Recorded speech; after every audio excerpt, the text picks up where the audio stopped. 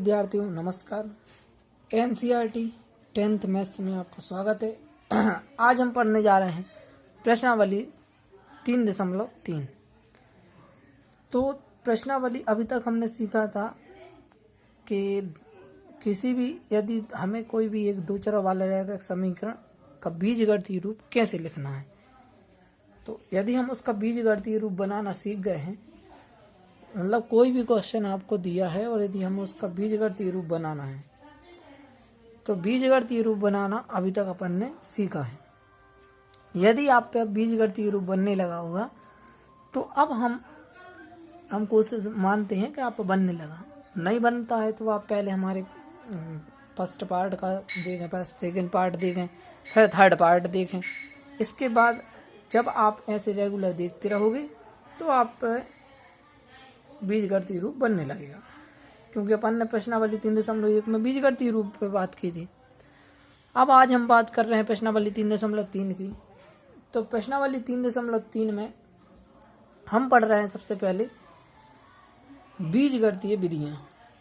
मतलब यदि आप बीजगणितीय रूप बनाना सीख गए हैं तो अब हम इधर दो चरों की मान ज्ञात करना सीखेंगे। जैसे हमें x का मान कैसे ज्ञात करना है, y का मान कैसे ज्ञात करना है। तो उनको ज्ञात करने के लिए हमारे पास 4 विधियां होती हैं। तो पहली विधि है आपकी प्रतिस्थापन विधि। अब इस प्रतिस्थापन विधि में हम समझेंगे कि इस प्रतिस्थापन विधि को हम कैसे हल करते हैं। आप कोई भी समीकरण लोगे तो उसमें रहेंगे तो 2 ही समीकरण, क्योंकि हम पढ़ रहे हैं 2 चर वाले रैखिक समीकरण का युग्म। और 2 चर वाले रैखिक समीकरण का युग्म पढ़ रहे हैं तो इसमें आप समझ रहे होंगे कि 2 चर तो 2 चर मिलेंगे, x और y। ऐसे हम बताएंगे आपको और कैसे। समीकरण का मतलब बराबर का चिन्ह, और युग्म का मतलब होता है जोड़ा। तो आपको जितने भी समीकरण हैं वो सारे आपको जोड़ों के रूप में मिलेंगे। कैसे मिलेंगे? जोड़ों के रूप में। अब अपन देखें तो पहली है आपकी प्रतिस्थापन विधि। प्रतिस्थापन विधि के बाद आती है आपकी कौन सी विधि? विलोपन विधि। और मतलब इस विधि में आपको किसी एक चर को विलुप्त करना होता है। हम बहुत डिटेल में बात करेंगे आगे। तीसरी है आपकी बज्रगुणनखंड विधि, और चौथी है आपकी आलेखी विधि। कौन सी विधि है? आलेखी विधि। अब हम एक एक विधियां पढ़ेंगे, एक साथ 4 विधि तो पढ़ नहीं सकते। यदि आप 4 विधि पढ़ोगे आपको समझ में नहीं आएगा। और यदि हम एक एक विधि अच्छे से पढ़ते गए तो ये समझ लो हमें प्रतिस्थापन विधि बहुत अच्छे से क्लियर हो जाएगी। तो हम देखें सबसे पहले प्रतिस्थापन विधि। प्रतिस्थापन विधि में प्रश्नावली 3.3 का प्रश्न क्रमांक 1 क्या लिखा है आपका के अपन देखें क्या लिखा है। प्रतिस्थापन विधि से करना है तो निम्नलिखित रैखिक समीकरण युग्म को प्रतिस्थापन विधि से हल कीजिए। तो पहला क्वेश्चन है आपका x धन y बराबर 14 और x ऋण y बराबर 4। अब आपको हमने बताया युग्म समीकरण युग्म का मतलब होता है जोड़ा। मतलब आपको जो समीकरण है भी जोड़ों के रूप में दिए रहेंगे। समीकरण नंबर 1, समीकरण नंबर 2, तो 2 समीकरण दिए, मतलब ये जोड़ों के रूप में दिए हैं। तो जी है समीकरण का जोड़ा। तो आपको हमेशा कोई भी विधि हल करोगे, यदि हम 2 चर वाला रैखिक समीकरण पढ़ेंगे तो उसमें आपको समीकरण युग्म के रूप में ही मिलेंगे, मतलब 2 जोड़ों के रूप में। अब अपन इसमें प्रतिस्थापन विधि को हल करें तो सबसे पहले हमारा काम है कि प्रतिस्थापन विधि से हल करने के पहले हम इधर लिखेंगे हल। क्या लिखेंगे? हल। अब भले ही एक क्वेश्चन करो लेकिन बिल्कुल समझ लो। यदि अपन ने उस क्वेश्चन को ध्यान से समझ लिया तो ये समझो कि आने वाले पूरे क्वेश्चन आपको बिना कहे और आप बहुत स्पीड से करने लगोगे। तो हम इस क्वेश्चन को समझने के लिए सबसे पहले हम लिखते हैं इन समीकरण को समीकरण बनाएंगे x धन y बराबर 14 और इसको लिख देंगे समीकरण नंबर 1। फिर हमारा दिया है x ऋण y बराबर 4, इसको लिख देंगे हम समीकरण नंबर 2। अब हमें प्रतिस्थापन विधि से हल करना है। तो प्रतिस्थापन विधि यहाँ कहती है कि किसी भी एक समीकरण से मतलब चाहे 1 से चाहे 2 से, किसी भी एक समीकरण से एक चर का मान ज्ञात करो। चाहे x का मान ज्ञात कर लो, चाहे y का मान ज्ञात कर लो। किसी भी, ध्यान से सुनना, किसी भी एक समीकरण से किसी भी एक चर का मान ज्ञात कर लो। और यदि आपने पहले समीकरण से ज्ञात किया है तो फिर वो मान रखना पड़ेगा दूसरे समीकरण में, और यदि आपने दूसरे समीकरण से ज्ञात किया है तो रखना पड़ेगा पहले समीकरण में। तो हम इधर क्या करें, इसको प्रतिस्थापन विधि से हल करने के लिए हम लिखेंगे सबसे पहले समीकरण नंबर 2 में। क्या लिखेंगे? समीकरण नंबर 2 में। समीकरण नंबर 2 क्या है इधर? x ऋण y बराबर 4। कितना है? x ऋण y बराबर 4। इधर से हम x का मान निकाल रहे हैं। और आप चूंकि जानती हो जब कोई राशि LHS से RHS में जाती है तो उनकी चिन्ह बदल जाती है। तो इधर x बराबर हो जाएगा 4 धन y।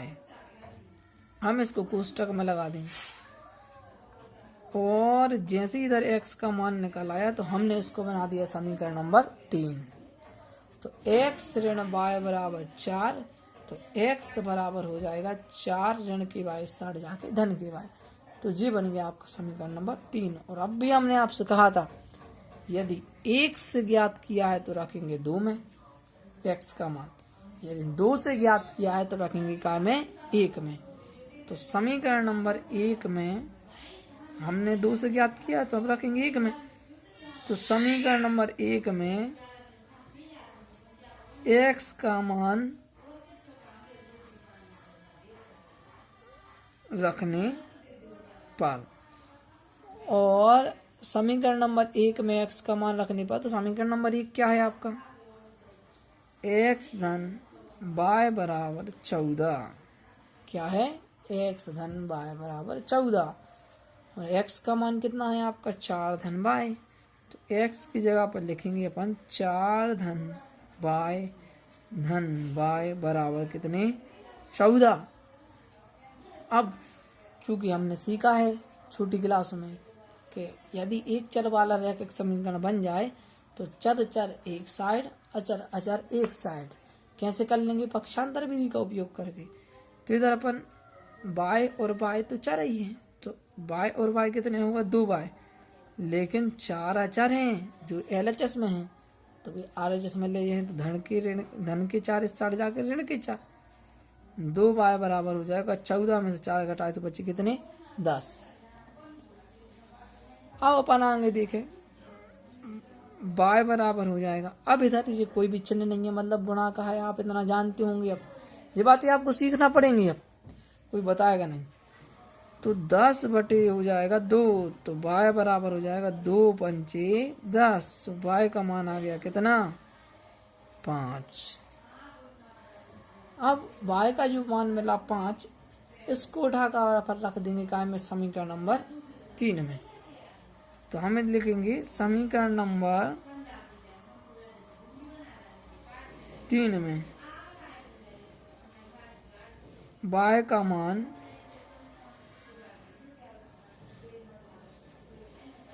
रखने पर x बराबर हो जाएगा 4 धन y। x बराबर 4 धन y का मान 5। और आप चूंकि जानते हो 5 और 4 कितने होते हैं? 9। तो x का मान कितना मिल गया? 9। और हम नीचे उत्तर करके लिख देंगे उत्तर x बराबर मिला हमें 9 और y बराबर मिला हमें कितना? 5। ये हो गया आपका क्वेश्चन पूरा। अब आप इसका स्क्रीनशॉट ले सकते हैं। ऐसे हम पहले आपको निकाल लेंगे, इधर से शुरू है क्वेश्चन, फिर इसके बाद इतना जी है।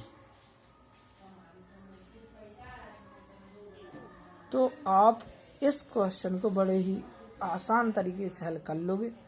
यदि आपने ये क्वेश्चन हल कर लिया तो ये समझो कि आप पे आने वाले और क्वेश्चन बहुत आसानी से बनने लगेंगे। अब हम उसी प्रश्नावली का 3.3 के प्रश्न क्रमांक 1 का दूसरा क्वेश्चन देखें। इसको भी हमें प्रतिस्थापन विधि से हल करना है। जैसे हमें लिखा है इधर s माइनस टी बराबर 3 और s बटे 3 धन t बटे 2 बराबर कितना दिया है 6। सबसे पहले हम इसको हल करेंगे। तो हल करने के लिए सबसे पहले अपन इसको मानेंगे कि s ऋण t बराबर 3 समीकरण नंबर 1।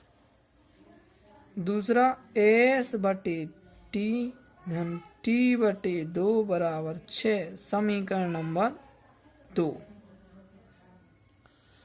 जैसे हमने पहला काम हमारा यही है कि सबसे पहले हमें उनको समीकरण को बनाना। समीकरण नंबर 1 और समीकरण नंबर 2। अब वही प्रतिस्थापन विधि क्या कहती है, किसी भी एक चर से एक समीकरण से एक चर का मान ज्ञात करो। यदि 1 से निकाला है तो रखो 2 में और 2 से निकाला है तो रखो 1 में।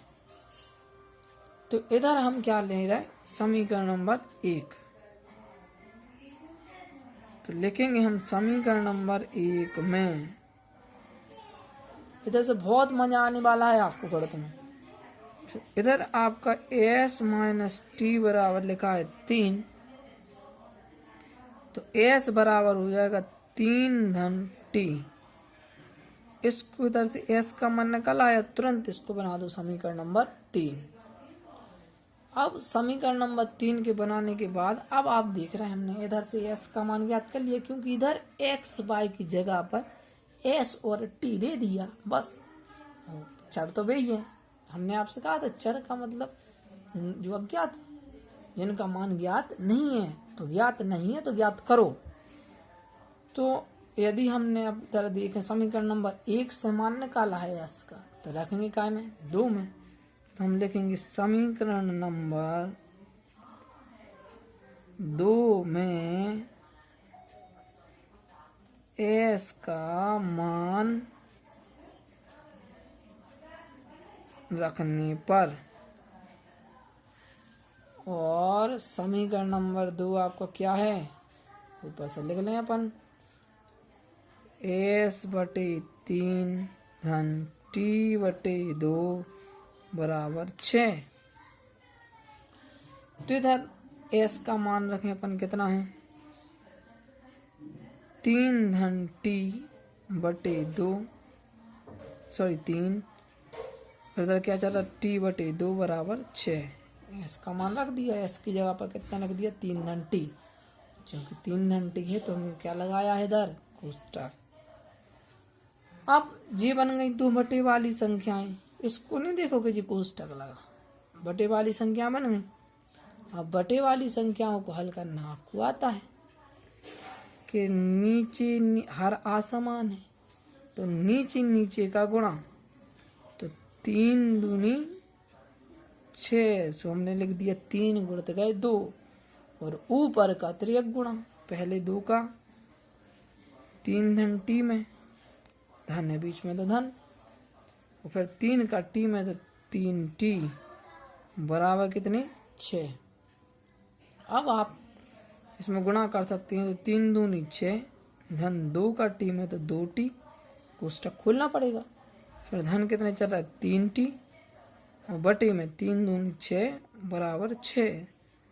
सो अब इधर वही एक चर वाले रैखिक समीकरण फिर बन गया। सो मान निकाल लो 6 धन 3 और 2 5t बराबर 6 6 36। 5t बराबर हो जाएगा 36 धन के 6 साढ़ा का ऋण की 6। और अब हम इधर से मान निकालेंगे तो 5t बराबर 36 में से 6 घटाए तो 30। तो t बराबर 30 बटे 5 5 का 30, t बराबर कितना आ गया 6। अब ये बातें आपको सीखना पड़ेंगी, जल्दी से मान निकालना।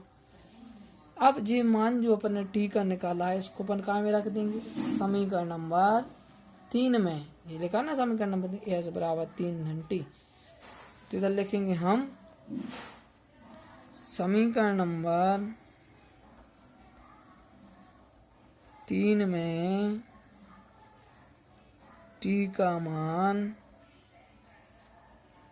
रखने पर, समीकरण नंबर 3 है एस बराबर 3 धन टी। तो एस बराबर 3 धन टी का मान 6, तो एस बराबर 6 और 3 9, तो इधर से एस का मान मिला 9 और हम उत्तर लिख देंगे नीचे। अतः या उत्तर एस बराबर मिला 9 और टी बराबर मिला 6, ये हो गया अपन का आंसर। अब आप स्क्रीनशॉट ले लें और आप इसको साधारण तरीके अच्छे से समझ के और करते जाएं।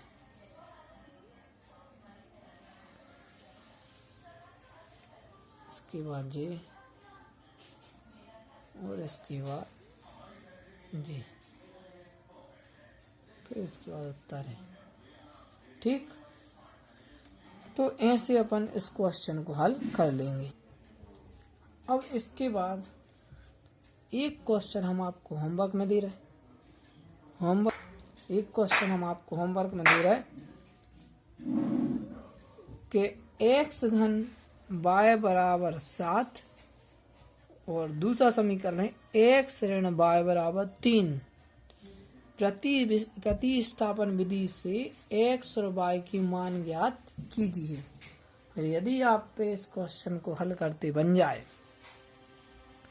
थोड़ा आप हम समझा दे रहे हैं और आपको थोड़ा सा, यदि इस क्वेश्चन का आंसर अपन निकालना चाहें तो वही आप इसमें प्रतिस्थापन विधि लगाओगे। तो प्रतिस्थापन विधि लगाओगे तो सबसे पहले आप मान लोगे कि माना कि x धन y बराबर 7 समीकरण नंबर 1, x ऋण y बराबर 3 समीकरण नंबर 2।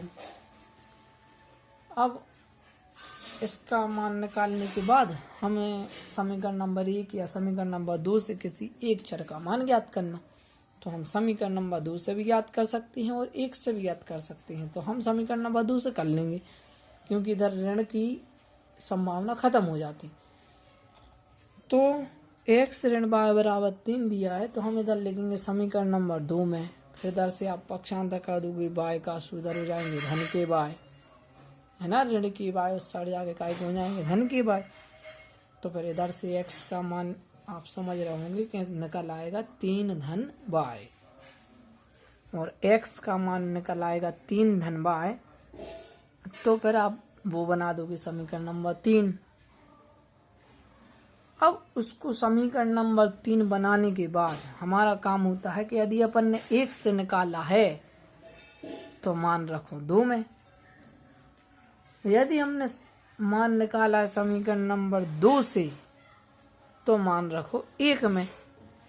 तो हमने निकाला काय से था 2 से, x का मान कितना आया था 3 धन y, तो वो उठा के रखेंगे हम समीकरण नंबर 1 में। तो जैसे ही आप समीकरण नंबर 1 में x का मान रखोगे तो कितना आएगा 3 धन y, इधर रख देंगे हम 3 धन y और धन y चला ही बराबर कितने 7। तो इधर आप जैसे मान रखोगे y धन 3 धन y से y और y 2y हो जाएंगे और 3 धन के 3 इस साइड जाकर ऋण के 3 हो जाएंगे। 7 में से 3 घटाओगे 4 बचेंगे। इधर 2y पक्षांतर के 4 में भाग दोगे, 2 का से 2 दूनी 4, y का मान 2 मिल जाएगा। अब वो जैसे ही y का मान 2 आएगा वो उठा कर रख देना समीकरण नंबर 3 में। समीकरण नंबर 3 था x बराबर 3y 3 धन y, तो x का मान y का मान कितना मिला 2, 3 और 2 कितने हो जाएंगे 5, है ना। x का मान 5 और y का मान कितना आ जाएगा 2। तो ऐसे मान आप ज्ञात कर सकते हैं।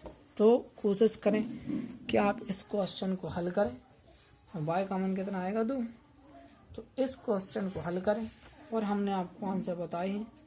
यदि आप इन आंसर को मिला लें, यदि आपका आंसर आ जाए तो समझ जाना भाई आंसर सही है।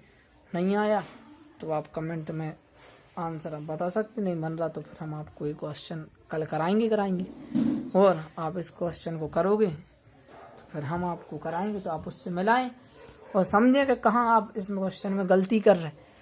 और यदि वो गलती आप सुधार लेते हैं तो फिर आप पे आने वाले आगे और जितने भी क्वेश्चन हैं वो बहुत अच्छे से बनने लगेंगे। लेकिन आप ये मान के चलो कि यदि आपने प्रतिस्थापन विधि अच्छे से सीख ली तो आपकी एक विधि पक्की हो गई, और यदि इस विधि से आप पक्के हो जाते हैं तो आगे आने वाले थ्योरी क्वेश्चन में भी आपको सहूलियत होगी, बहुत सहायता मिलेगी।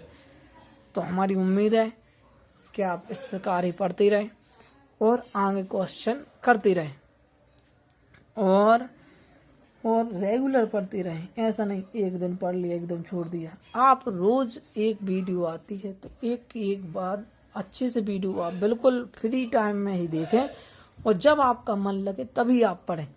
और जैसे ही आप पढ़ते जाओगे तो फिर आप ये समझो कि आप आने वाली जब तक आपकी स्कूल खुलेंगी तब तक आप एक अच्छा 1-2 चैप्टर आपके पास तैयार होंगे और उससे आपको बहुत फायदा मिलेगा। तो आज के लिए धन्यवाद, इतना ही आज के लिए धन्यवाद।